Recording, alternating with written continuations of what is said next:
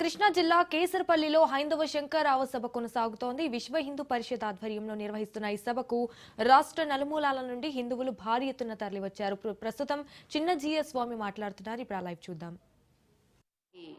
15 లక్షల ఎకరాల భూమి ఉంది ఉండేదిట. అది క్రమంగా ఐసుగడ్డ కరిగినట్టుగా డిపార్ట్మెంట్ల చేతుల్లోకి వెళ్ళిన తర్వాత కరిగి ఈ వేల్టికి ఒక 4.5 లక్షల ఎకరాలుగా మిగిలింది. అంటే ఎంత పోయింది? ఆలయాలకి చెందినటువంటి ఆస్తులు, ఆలయాలకి చెందిన భూములు, ఆలయాల్లో జరిగే ఆరాధనలు, ఆలయాలకు సంబంధించిన మనందరి యొక్క జీవితానికి కావలసిన నిర్ణయాలు ఎవరు చేయాలి? అసలు అవేమిటో తెలియనటువంటి ఆఫీసుల్లో పనిచేసుకునే అధికారులు చేయాలా? ఎవరు చేయాలవి? అది అడగడానికే ఇప్పుడు మీరందరూ ఇక్కడికి వచ్చారు.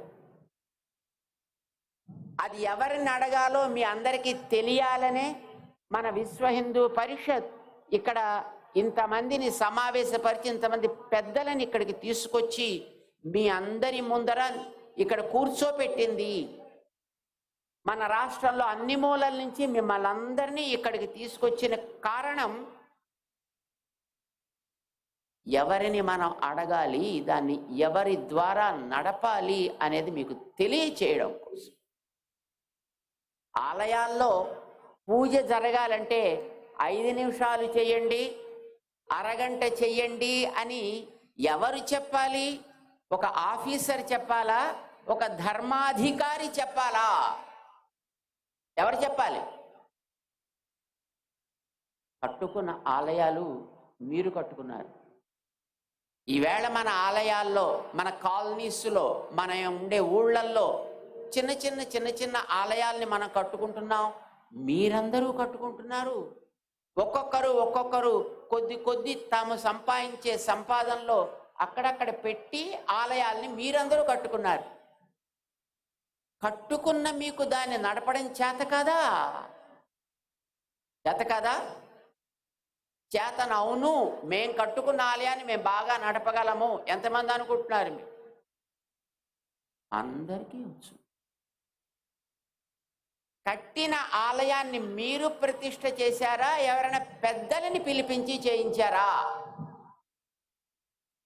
ఎవరో అయ్యగారు, ఎవరో ఒక స్వాములారు, ఎవరో ఒక సంప్రదాయపు పండితులు వాళ్ళేనా ప్రతిష్ఠ చేసింది? లేకపోతే మనమే చేసేసామా? పెద్దవాళ్ళు వచ్చి కదా చేశారు. ఆలయంలో జరిగే ఏ సేవైనా, ఆలయానికి చెందిన ఆస్తులైనా, ఆలయానికి చెందిన ఆరాధనాది వ్యవస్థ అయినా ఎవరు ఆయా ఆలయాలకి ప్రతిష్ఠాదులు జరిపి అక్కడ జరగవలసిన కార్యాలు ఇవి అని ఒక నిర్ణయం చేశారో దానికి సంబంధించిన ఏ నియమ నిర్ణయాలైనా వాళ్ళ చెప్పు చేతల్లో ఉండాలే తప్ప ఆఫీసర్స్ చేతిలో ఉండకూడదు.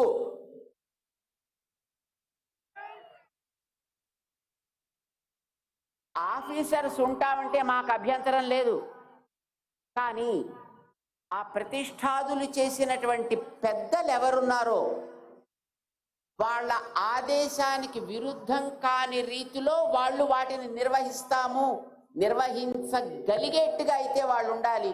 లేకపోతే వాళ్ళు అక్కడ ఉండాల్సిన అవసరం లేదు. అంగీకరిద్దామా? దానికి ఎండోమెంట్ డిపార్ట్మెంట్ ఉండాలా పోవాలా అది తర్వాత వాళ్ళు నిర్ణయం చేస్తారు.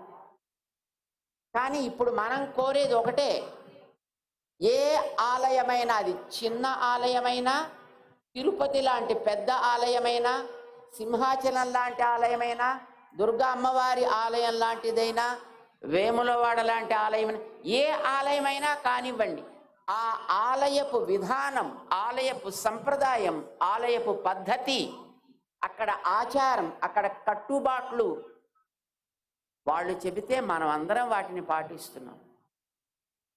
ఇలా జరగాలి అని వారు నిర్ణయం చేస్తే మనం అందరం మన ఆఫీసులనో ఉద్యోగాలనో వ్యాపారాలనో పక్కన పెట్టి అందులో సేవలు అందిస్తున్నాం. కుర్రవాళ్ళంతా అందులో ఎన్నెన్నో రకరకాలైనటువంటి ఉత్సవాలు చేస్తున్నారు. పెద్దలు చేసిన నిర్ణయానికి కట్టుబడి సమాజం అంతా దాంట్లో కట్టుబడి ఉండేటప్పుడు దానిని సక్రమంగా నిర్వహించడానికోసమనే ఉండేటటువంటి ఆ ఎండోమెంట్ డిపార్ట్మెంట్లో ఉండే అధికారులు వాళ్ళకి ఏది అవసరమో దాన్ని చేయడానికి వాళ్ళు ఉండాలే తప్ప వాళ్ళు చేసేదాన్ని ఇది చేయకండి, అది చేయకండి, ఇలా చేయకండి, అలా చేయకండి అని చెప్పడానికి వాళ్ళకి అధికారం ఉండదు, ఉండకూడదు. ఒప్పుకుందామా దీన్ని? మీ ఆలయంలో ఉత్సవం 5 రోజులు జరగాలి అంటే ఆ జరగడానికి అక్కడ ఉండేటటువంటి పద్ధతిని ఎట్లా వినియోగించాలో దాన్ని పెద్దలు నిర్ణయం చేస్తే వాళ్ళని ఎగ్జిక్యూట్ చేయమని చెప్పండి, అమలు పరచమని చెప్పండి. అది దాటి వాళ్ళు చేయాల్సిన అవసరం లేదు. 1817లో ప్రారంభమైంది అసలు యాక్ట్. 1840లో దానికి ఒక స్వరూపాన్ని కల్పించి ఒక మేనేజ్మెంట్ కమిటీస్ దీంట్లో పెట్టుకోవచ్చును పెట్టారు. కానీ దురదృష్టం కొద్దీ ఈవేళ అలాంటి కమిటీలన్నీ రాజకీయ నాయకుల వల్ల వస్తున్నాయి.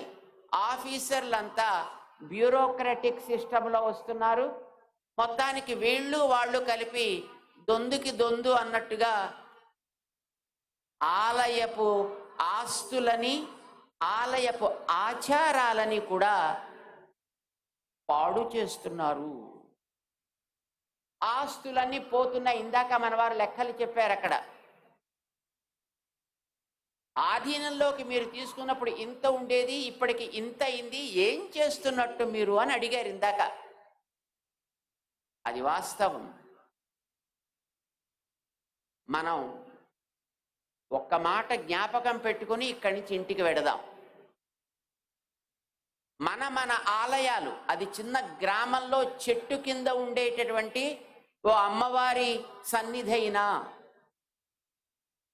ఎప్పటి నుంచో 100 సంవత్సరాలుగా వస్తుండేటటువంటి ఒక పెద్ద ఆలయమైనా, అక్కడ జరిగే ఆరాధనాది విధానాలని నిర్ణయం చేసేటటువంటి సంప్రదాయ ధార్మిక ఆచార్యులు పెద్దలు ఉన్నారు. వారి ఆదేశానికి విరుద్ధంగా అక్కడ ఏమీ జరగకూడదు. ఇది ఒకటి. రెండవది, ప్రతి ఆలయానికి కొంత ఆస్తి ఉంది. ఒక్కొక్క ఆలయానికి 1000 ఎకరాలు ఉంది. ఒక ఆలయానికి